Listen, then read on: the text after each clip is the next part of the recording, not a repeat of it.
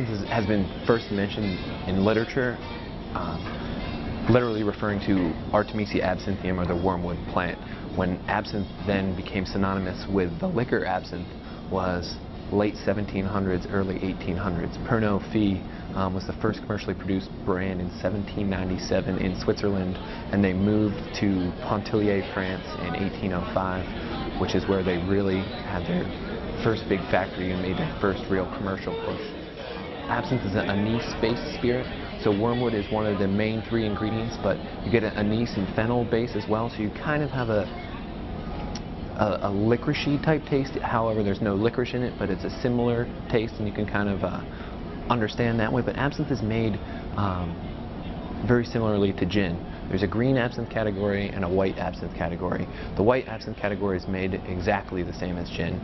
There are some more inferior products which are artificially colored, which are almost synonymous with Eastern European countries that market in the hallucinogenic type vein. So if you see a bright green or bright blue, you can almost automatically assume that it's lesser quality absinthe. There is some fact in that absinthe is a little higher proof, but it is only meant to be consumed with water authentically. So by the time you add 3 parts or 4 parts of water to 1 part absinthe, it should be the same amount of alcohol as a glass of wine.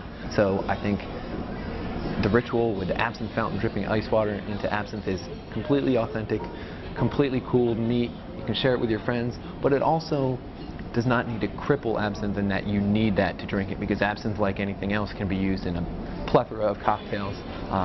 Can be drank shaken with ice and water and doesn't need to necessarily be the absinthe drip. I would recommend absinthe drip if possible, but it shouldn't hinder the category. Like, I think a lot of people think you have to go through this ritual to drink absinthe, when in reality absinthe can be used in a myriad different ways.